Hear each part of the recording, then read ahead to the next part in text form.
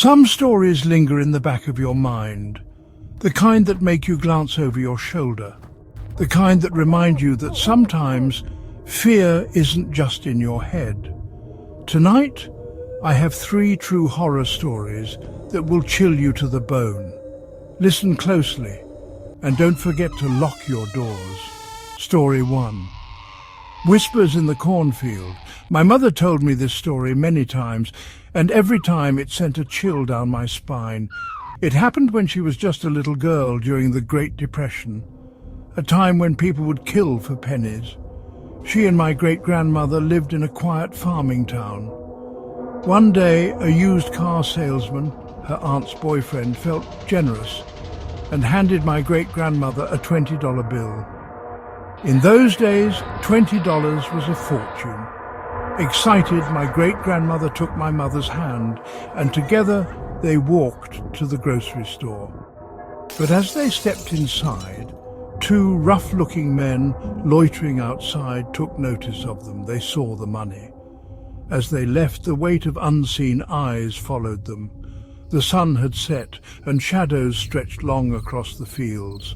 That's when they heard it. An engine growling behind them. A beat-up pickup truck with no headlights, creeping along the road. My great-grandmother stole a glance back. It was them. She didn't hesitate. She whispered, "Run!" They plunged into the cornfield. The stalks whispered around them, rustling as they moved. Then, a flickering light, a lantern, swinging back and forth. The men had followed them into the field. My great-grandmother pulled my mother close.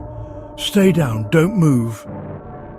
For what felt like hours, they lay motionless, listening to footsteps crunching against dry soil. The men muttered, cursed, searched. Then silence, a long, heavy silence. Finally, my great-grandmother whispered, "Come on." They rose from the earth like ghosts and ran, never stopping until they reached home. Even as an old woman, my mother would shudder every time she told this story, because that night she and her grandmother had been worth $20. Story 2. Something is wrong with Zane. My sister has always had terrible taste in men, but when she introduced us to Zane, something about him felt off. At first glance, he seemed normal, polite, too polite. His eyes never quite met mine, his smile rehearsed. I tried to ignore it until one night I caught him staring at me. Not a glance, not curiosity, just watching. A cold dread settled in my stomach, so I did what any overprotective sibling would do. I Googled him.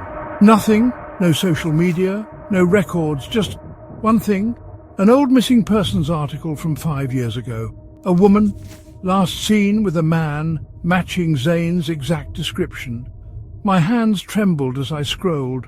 Then, at the bottom of the page, a blurry security cam image, and in that image was him, Zane, wearing the exact same jacket he had on the night I met him.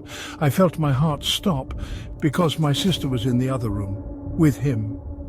Story 3. The girl on my porch.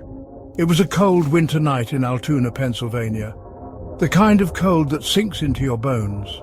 I was a single mother in my mid-40s, still unpacking boxes in our new home. My 4-year-old son was asleep on the couch when I heard it. A knock, soft, hesitant, but something about it made my skin crawl. I pulled the curtain aside. A young woman stood on my porch, shivering, dressed in a thin, sleeveless shirt, completely unprepared for the freezing night air. I cracked the door, keeping the chain latched. "Can I help you?" Her voice trembled. "I locked myself out of my house. Can I come in and use your phone?" Something felt wrong. She had passed 6 houses with their porch lights on. A payphone sat across the street. But she had come here? With my son asleep just feet away, I wasn't about to take chances. I handed her my coat and my cell phone through the door. She took them and walked to the edge of the porch where I couldn't hear her conversation. I watched from the window. A minute later, she placed the phone in my mailbox and disappeared into the night. The next morning, the coat was gone. And then the phone calls started. First, wrong numbers, then whispered voices demanding to know who I was. Weeks passed, then months, and then one morning I opened the local newspaper, and there, on the front page, was her face. The girl on my porch, arrested in a major drug bust. My hands trembled as I read, and suddenly I was back in that moment, standing at my door, feeling my gut tell me something was wrong. What if I had let her in? I don't know what would have happened that night. But I do know one thing. Sometimes a helpless face is just a mask. These stories remind us that the scariest monsters aren't always the ones we see in movies. Sometimes they knock on our doors, hide in plain sight, or watch us when we least expect it. So tell me, which story chilled you the most?